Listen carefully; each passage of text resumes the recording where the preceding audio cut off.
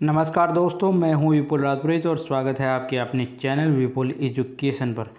दोस्तों, आज हम जो है कक्षा 10 की जो बुक है आपके बोर्ड के एग्ज़ाम के लिए, उसके अंदर जो है पार्ट नंबर 4 का पार्ट नंबर 3 देखेंगे। तो दोस्तों, इससे पहले भी हमने 2 वीडियो अपलोड किए हैं इस पर, और इससे पहले 3 पाठों के आपने नहीं देखे तो हमारी RBSC class 10th social science के नाम से एक प्लेलिस्ट है, आप जाकर उनको देख सकते हैं। चलिए दोस्तों, आज जो है हम औद्योगिक क्रांति जो है हमने कल रात को पढ़ ली थी, उससे आगे जो है हमें इस पर चर्चा करते हैं। तो देखो, औद्योगिक क्रांति इंग्लैंड से प्रारंभ क्यों हुई। इंग्लैंड पहला देश था जहां सबसे पहले आधुनिक औद्योगिकरण का अनुभव किया गया। यानी दोस्तों, विश्व में पहला ऐसा देश था जिसमें सबसे पहले जो आधुनिक औद्योगिकरण या औद्योगिक क्रांति है वो वहाँ पर हुई थी।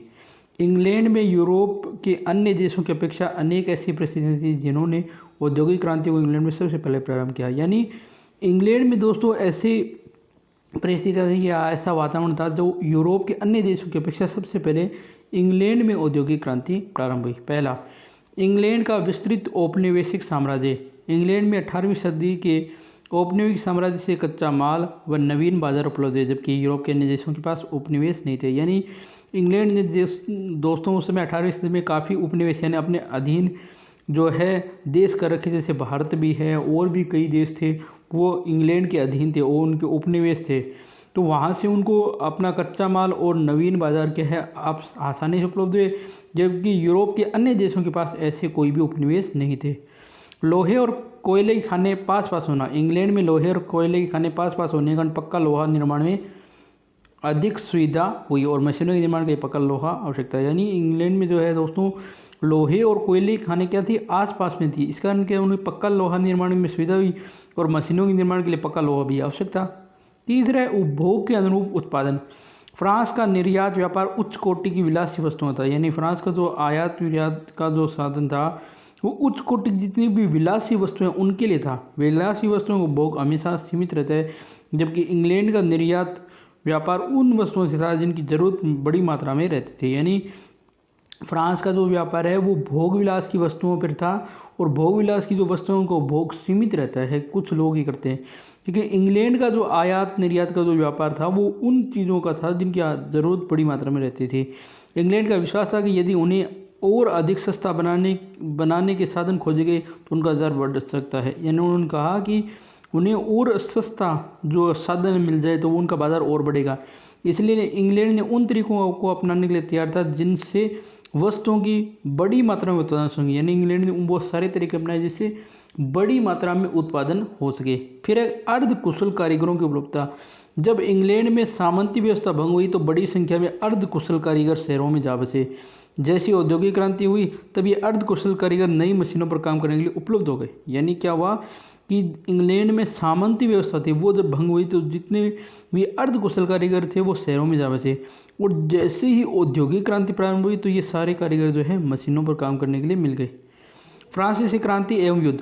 फ्रांसीसी क्रांति एवं नेपोलियन के युद्धों ने इंग्लैंड की औद्योगिक क्रांति के विकास में महत्वपूर्ण योगदान दिया। युद्ध के दिनों में इंग्लैंड के अपने सैनिकों व साथी देशों के सैनिकों की आवश्यकता की पूर्ति के लिए उत्पादन के तरीकों में सुधार करने की आवश्यकता पड़ी। यानी क्या हुआ कि जब फ्रांस की जो क्रांति हुई और नेपोलियन के जो युद्ध हुए उनसे इंग्लैंड को बहुत फायदा हुआ। इंग्लैंड ने क्या किया, अपने सैनिकों और साथ ही देश के सैनिकों की आवश्यकताओं की पूर्ति के लिए उत्पादन के नए तरीके अपनाए।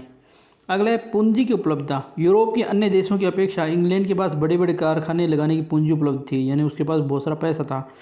तात्कालिक परिस्थितियाँ पूंजी संग्रह तथा उसके उपयोग को प्रोत्साहित करने के लिए अनुकूल थी। यानी उस समय की जो परिस्थितियाँ हैं दोस्तों वो धन इकट्ठा करने के लिए और उसको उपयोग में लेने के लिए अनुकूल थी। 18वीं शताब्दी में इंग्लैंड में उद्योगपतियों को ऋण प्राप्त करने तथा पूंजी जमा करने की सुविधा मिल गई। यानी इंग्लैंड में जितने भी बिजनेसमैन थे उनको कर्जा लेने की और पैसे जमा करने की सुविधा मिल गई। अगला है इंग्लैंड की अनुकूल भौगोलिक स्थिति। व्यापारिक दृष्टि से इंग्लैंड की भौगोलिक स्थिति भी अच्छी थी। इंग्लैंड के चारों ओर समुद्री सीमा होने से बाह्य आक्रमणों से सुरक्षित होने के कारण वह युद्ध जनहित से बचा रहा और अपना औद्योगिक विकास कर रहा। यानी उसने क्या किया, एक उसकी भौगोलिक स्थिति अच्छी थी और चारों ओर समुद्र सीमा के कारण वह युद्ध और बाहरी आक्रमणों से बचा रहा, इस कारण उसका औद्योगिक विकास हो सका। 8वां इंग्लैंड में हुई कृषि क्रांति ने औद्योगिक विकास को प्रोत्साहित किया। यानी इंग्लैंड में क्या हुआ था, कृषि क्रांति हुई थी, उसने भी औद्योगिक क्रांति में महत्वपूर्ण भूमिका निभाई। नवा वैज्ञानिक आविष्कारों को प्रोत्साहन। इंग्लैंड यूरोप के अन्य देशों की अपेक्षा वैज्ञानिकों को राजनीति एवं मजहबी हस्तक्षेप से अधिक मुक्त रखता था तथा वैज्ञानिक संस्थाओं को अधिक प्रोत्साहन देता था, जिससे इंग्लैंड में वैज्ञानिक आविष्कार अधिक हुए। यानी उसने क्या किया कि जो भी वैज्ञानिक है उनको राजनीति और मजहबी हस्तक्षेप से मुक्त कर दिया, उनको प्रोत्साहित किया और नए नए आविष्कार करने के लिए प्रेरित किया। औद्योगिक क्रांति के समय विभिन्न क्षेत्रों में आविष्कार एवं सुधार। तो सबसे पहला है कृषि क्षेत्र। औद्योगिक क्रांति के समय सबसे पहले कृषि के क्षेत्र में सुधार माना गया। यानी जब से सबसे पहले औद्योगिक क्रांति हुई तो सबसे ज़्यादा सुधार किस में हुआ, कृषि के क्षेत्र में। यह माना जाता है कि कृषि के बिना औद्योगिक क्रांति संभव ही नहीं थी। 17वीं शताब्दी तक कृषि क्षेत्रों में सामान्यतः वही विधियाँ और उपकरण प्रयोग में लाए जाते थे जो कई शताब्दियों से प्रयोग में लाए जाते थे। यानी प्राचीन काल के कृषि तकनीक में परिवर्तन नहीं होने के कारण कृषिजन्य वस्तुओं की मांग राज्य की खपत से अधिक नहीं थी। लेकिन जब कारखाना प्रणाली का विस्तार हुआ तो शहरों की आबादी बढ़ी तो अधिक अन्न और कारखानों की अधिक कपास की मांग बढ़ी। अतः कृषिजन्य वस्तुओं की मांग पूर्ति के लिए कृषि के क्षेत्र में वैज्ञानिक तरीकों से काम करने और कृषि उपयोगी मशीनों को बनाने की आवश्यकता भी अनुभव की जाने लगी। यानी जब मांग बढ़ती है दोस्तों किसी काम की या किसी वस्तु की, तो उसका उत्पादन भी बढ़ना चाहिए। इसलिए क्या है, कृषि के क्षेत्र में वैज्ञानिक तरीके काम में आए। दूसरा कारण है, अब लोग मुनाफे के लिए खेती में पूंजी लगा रहे थे और वास्तव में कृषि क्षेत्र में पूंजी के प्रयोग में कृषि में क्रांति लाई। यानी लोग क्या है, फायदे के लिए खेती में अपना पैसा लगा रहे थे और वो वास्तव में कृषि में क्रांति लाया। सर्वप्रथम यॉर्कशायर के जमींदार जेथ्रो टल ने बीज बोने की मशीन सीड ड्रिल बनाई। यानी एक मशीन बनाई थी जिसका नाम है सीड ड्रिल, जो बीज बोने का काम आती है, जिससे बीज बोने का कार्य अधिक व्यवस्थित और सुचारू रूप से होने लगा। एक अंग्रेज जमींदार टाउनशेंड ने फसल चक्र का सिद्धांत दिया, जिसमें फसलों को अदल बदल कर बोने से भूमि की उर्वरा शक्ति बनाए रखी जा सकती है। अब प्रति छोड़ने की आवश्यकता नहीं थी, यानी खाली छोड़ने की आवश्यकता नहीं थी तथा प्रति एकड़ फसल का उत्पादन भी अधिक हो गया।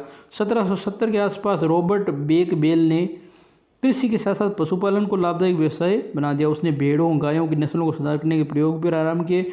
वैज्ञानिक प्रजनन पद्धति के नवीन प्रयोग से उससे पहले की अपेक्षा तिगुनी वजन की भेड़ें तैयार करने में भी सफलता पाई। 1793 में अमेरिकी निवासी हिटन ने अनाज को भूसे से अलग करने की मशीन तथा 1834 में साइरस के एच मैकुक्रम ने फसल काटने वाली मशीन का आविष्कार भी किया। कालांतर में कृषि में यांत्रिकरण भी बढ़ता चला गया और शक्ति से चलने वाली मशीनों के आविष्कार में भी क्रांति आई। अब देखते हैं वस्त्र उद्योग में नए आविष्कार। औद्योगिक क्रांति की शुरुआत में मुख्यतः वस्त्र उद्योग से हुई। यानी औद्योगिक क्रांति की शुरुआत किससे हुई, कपड़ा उद्योग से।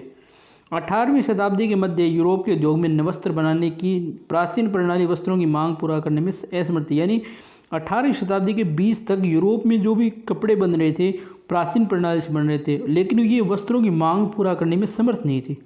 इंग्लैंड में पहला सूती वस्त्र भारत से आयात किए जाते थे। यानी इंग्लैंड में जो भी सूती वस्त्र थे वो कहाँ से आयात किए जाते थे, भारत से। लेकिन जब ईस्ट इंडिया कंपनी का राजनीतिक नियंत्रण भारत पर हो गया तब इंग्लैंड ने कपड़ों के साथ साथ कपास का आयात करना भी प्रारंभ कर दिया। यानी जब भी पूरी तरह भारत में जमकर बैठ गए तब उन्होंने कपास का आयात भी भारत से किया। अब दोस्तों मैं आपको दो शब्द बताता हूँ, एक होता है आयात, एक होता है निर्यात। इसके बारे में थोड़ा समझ लीजिए। आयात कैसे कहते हैं, जो चीज़ विदेशों से मंगाई जाती है या जिस चीज़ को दूसरे देशों से मंगाया जाता है वो तो होते हैं आयात। और निर्यात, जो चीज़ें हमारे यहाँ से दूसरे देशों को भेजी जाती है वो होती है निर्यात। यूरोप में बढ़ती कपड़ों की मांग को पूरा करने के लिए इस क्षेत्र में नए आविष्कार किए गए। 1773 में जॉन के द्वारा फ्लाइंग शूटर लूम की खोज की गई, जिसकी सहायता से कम समय में अधिक चौड़ा कपड़ा बनाना संभव हो गया। जेम्स हारग्रीव्स ने 1765 में कताई की मशीन यानी स्पिनिंग जेनी बनाई, जिससे एक व्यक्ति एक साथ कई धागों को काट सकता था। 1769 में रिचर्ड आर्कट ने वाटर फ्रेम का आविष्कार किया, जिससे पहले की अपेक्षा मजबूत धागा बनाए जाने लगा। 1779 में सैमुअल कर्टन द्वारा बनाई गई म्यूल द्वारा काता हुआ धागा बहुत मजबूत और बढ़िया होता था। 1787 में एडमंड कार्टराइट द्वारा पावरलूम यानी शक्ति चालित करघा का भी आविष्कार किया गया। तो दोस्तों ये है, आज हम इतना ही देखेंगे। थोड़ा सा और रहा है औद्योगिक क्रांति, उसको हम कल पूरा कर देंगे। ठीक है दोस्तों, ठीक है दोस्तों, यह था आज का वीडियो। अगर आपको ये वीडियो पसंद आए तो वीडियो को लाइक करें, शेयर करें, कमेंट करें।